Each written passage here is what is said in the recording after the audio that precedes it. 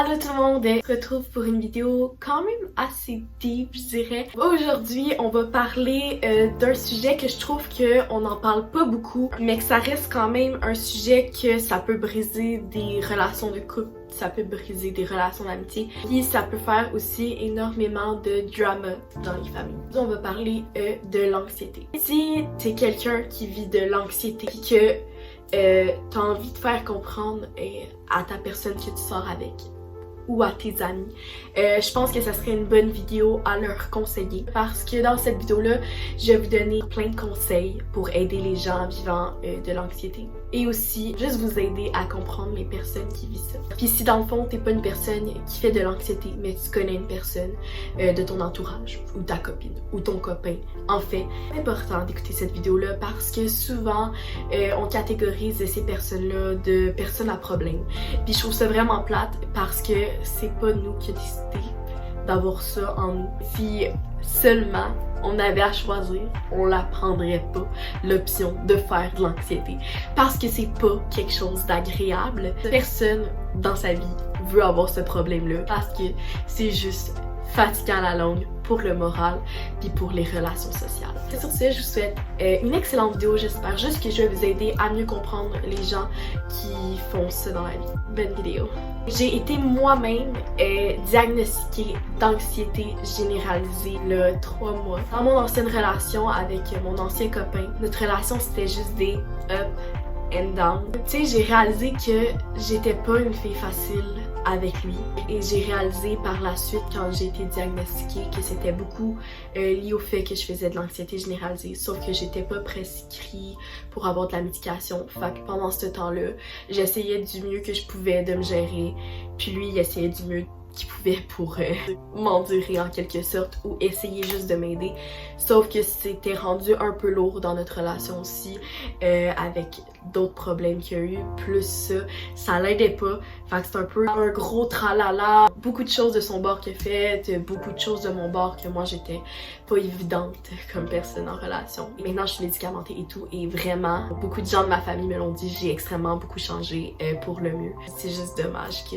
j'ai changé pour le mieux quand ça s'est terminé malheureusement, mais bon, ça va être la prochaine personne qui va sortir avec moi qui va être content parce que maintenant, tout se m'aide puis fait en sorte que je suis une personne meilleure de jour en jour. Premièrement, je vais vous décrire les personnes d'anxiété, c'est quoi? C'est une personne qui fait souvent des crises d'angoisse, de panique. Les personnes qui vivent de l'anxiété, la plupart du temps, c'est des personnes qui paniquent à rien. Je vais donner un exemple, juste le fait que quand t'es en couple, mettons, toi t'es le gars, tu prends pas la peine d'écrire à ta copine pendant 6 heures de temps.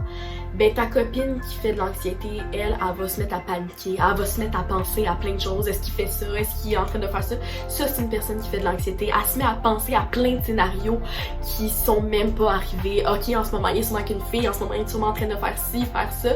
Puis tellement que cette personne-là fait de l'anxiété, va se faire plein de scénarios dans la tête, puis au moment que tu vas venir l'appeler pour y texter, elle va être frue après toi. Puis toi, tu vas pas comprendre pourquoi, mais cette personne-là, tellement qu'elle va avoir attendu ton message, ben elle va savoir tellement imaginer des scénarios qu'elle va être frue après toi à cause du scénario qu'elle s'est imaginé.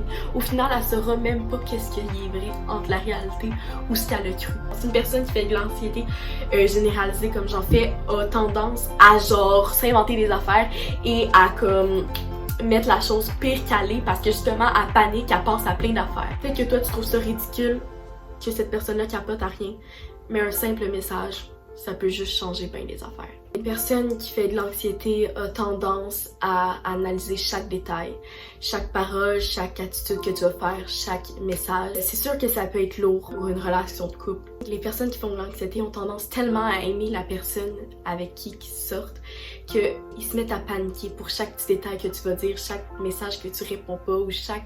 Parce qu'ils aiment tellement intense qu'ils se mettent à paniquer. Vous pouvez voir ça d'une côté lourdeur, mais si vous voyez ça d'une côté positive, faites juste vous dire que cette personne-là vous aime tellement puis elle a juste peur de vous perdre parce que elle sait que cette personne-là est pas évidente puis elle a juste peur de perdre la seule personne qui peut-être qui la comprend ou quelque chose comme ça. La plupart du temps, une personne qui fait de l'anxiété, elle sait qu'elle a un problème, elle sait qu'elle a de la misère à se gérer, elle le sait. Faut pas lui rappeler tout le temps à cette personne-là, ah t'as un problème, parce qu'on le sait déjà, puis c'est déjà dur au moral de se l'avouer, tu sais, on le sait qu'on a un problème, mais c'est dur de se l'avouer qu'on a un problème d'anxiété puis de panique, puis tout le temps se le faire rappeler, ça peut juste créer encore plus de stress que autre chose. Je vais vous donner des choses à dire et à ne pas dire quand une personne fait des crises de panique ou des crises d'angoisse. La plupart du temps, vous pensez peut-être que cette personne-là apprécie pas tous les efforts que vous faites, mais au contraire, la personne qui vit l'anxiété, quand elle voit que vous l'aidez, elle sait que vous l'aidez.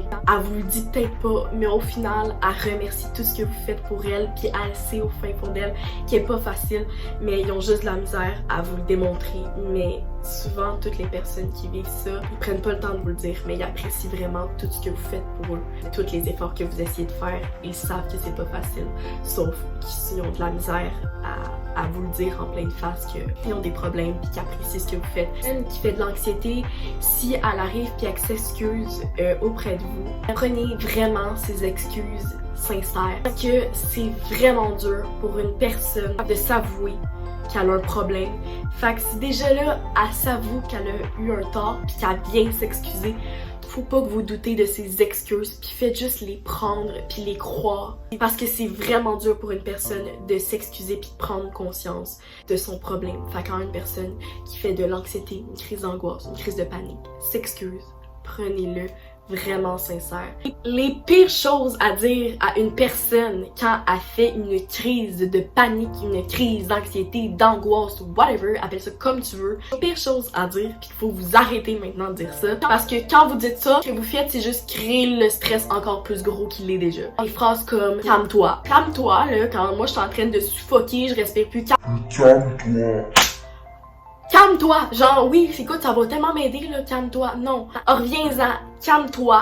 Relax. C'est rien. Arrête de t'en faire pour rien. Parce que en disant ces phrases-là, on dirait que tu nous fais juste comme quasiment nous insulter. Genre, tu nous dis, reviens-en, calme-toi, genre, des buzz, là. Ça nous fait juste comme, on dirait que t'as l'air de pas comprendre ce qu'on vit. Puis juste nous dire, calme-toi. Ah, parfait, je vais me calmer. Non, ça va pas aider ce que tu vas me dire. Genre, la pire affaire à faire quand une personne fait une crise de panique, c'est de répéter 100 fois « Calme-toi là, calme-toi, calme-toi ».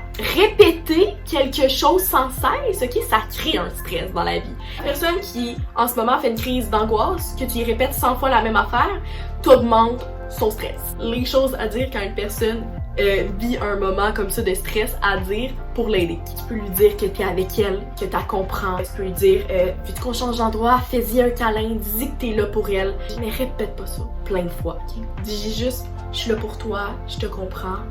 Respire, ça va bien aller. Des messages positifs, pas des messages rabaissants comme « Ah, oh, t'exagères, ah! Oh. » Non! Ça l'aide vraiment pas. Mais des messages positifs comme « Je suis avec toi, je te comprends ». Même si c'est pas vrai, même si tu comprends pas pourquoi en ce moment elle réagit comme ça, dis que tu comprends. La personne va se sentir compris, elle va se sentir que « Ok, il y a quelqu'un qui la supporte, ok, mon Dieu, il me comprend dans mon stress. » Ok? C'est un conseil, la gang. Si t'es une personne qui vit de l'anxiété, ok, et que t'es pas allé voir un médecin, puis que dans ta vie, ça te crée vraiment beaucoup de négatifs, moi là, je te conseille d'aller en parler à un médecin, de passer des tests, voir ce que ça en est. Moi, j'ai reçu un diagnostic de médication et depuis que j'en prends, ça m'a vraiment aidé. Je stresse tellement plus à rien. Je prends la vie YOLO. Je vais jour le jour, puis pour vrai, ça m'a vraiment aidé. Au niveau du stress, j'analyse moins les situations, moins les paroles, je m'en fais moins avec ce qui se passe. Je regarde moins les petits détails, des petits trucs, des petites phrases, j'analyse moins ça. Je vais juste jour le jour. Puis pour vrai, il n'y a pas de honte à être médicamenté si c'est pour aller pour le mieux. Pour vrai, il n'y a pas de honte. Ça se peut que ton couple finisse en ruine à cause de ça. Mais garde, dis-toi juste que un jour tu vas trouver le bon gars qui va être capable de te supporter dans ce que tu vis. Mais faut pas non plus que t'en veuilles à la personne qui était pas capable de t'aider, parce que c'est pas souvent facile pour une personne de supporter quelqu'un qui fait des trucs comme ça, surtout quand il comprend pas. Mais faut pas leur en vouloir. Faut juste se dire qu'un jour il y aura vraiment un vrai gars qui va être capable de nous soutenir là-dedans, puis qui va nous comprendre. On va lui en parler aussi, parle-lui-en de pourquoi tu te sens comment après. Pour vrai, ça va juste aider la personne avec qui qui tu sors, de mieux te comprendre. C'est pas gênant de parler de problèmes, je vous le dis. Si vous avez des questions, si vous avez des moments, vous pouvez venir m'écrire sur Instagram. Mon compte Instagram, c'est celui-là. Vous pouvez venir m'écrire en DM sur vos problèmes, vos stress, vos angoisses. Pour vrai, depuis que je suis jeune, j'en fais. J'ai pas eu une enfance très facile. Mais depuis 3 mois, j'ai été diagnostiquée et pour vrai, ça me fait juste une personne meilleure que je suis. J'ai pas honte à dire que je suis médicamentée pour l'anxiété généralisée. J'ai pas de honte parce que maintenant je suis une meilleure personne. J'y vais juste pour le mieux. Puis j'ai pas honte à le dire parce que tout le monde a des problèmes dans la vie. C'est pas vrai qu'il y a quelqu'un qui a la vie parfaite, vraiment. On a tous des problèmes dans la vie. Puis il y a tous des moyens de les résoudre. Faut juste se l'avouer à nous-mêmes. Faut juste en parler à nos proches de confiance. Faut pas se renfermer. Faut pas garder ça à l'intérieur de nous. C'est ce qui conclut ma vidéo. J'espère que ça vous a aimé. J'espère que c'était pas trop deep. Pour ma part, moi je tenais vraiment à faire cette vidéo-là parce que je connais beaucoup de gens qui font une anxiété et j'en fais d'ailleurs. Ça n'a jamais été facile au niveau de ma famille, pour ma mère, de me gérer et tout. Je trouve ça important d'informer les gens de comment on se sent puis des techniques à utiliser. Il y a beaucoup de sites pour vrai sur l'anxiété, comprendre des personnes. Faut aller voir. Sincèrement, ça vaut le coup. Puis si vous savez pas à qui en parler, moi je suis là. Vous pouvez venir m'écrire. Ça va me faire plaisir de vous répondre. Juste un message de fin. Ayez pas peur d'en parler. Ayez pas peur d'en parler parce que ça l'aide. Puis prendre la médication, c'est pas pour les faibles, c'est juste pour montrer qu'on veut aller mieux, puis qu'on veut s'aider. Ça, c'est être fort. Être fort, c'est d'avouer qu'on a un problème, ok? Puis après, d'aller s'aider et se faire soigner. Ça a du courage. Ça, c'est être fort. Puis s'il y a une personne qui vous dit que ça, c'est quelque chose d'être faible, s'il le regardera puis il dira, être faible, c'est de vouloir s'aider puis de mieux aller. Non, je pense pas. Puis dit fuck you pis mange la merde. Et si toi tu veux devenir une meilleure personne, ben c'est ça qu'il faut dans la vie, ok? Nous sommes strong, independent woman. Bon, mon anglais est à chier, mais ça on s'en calisse. Bye tout le monde!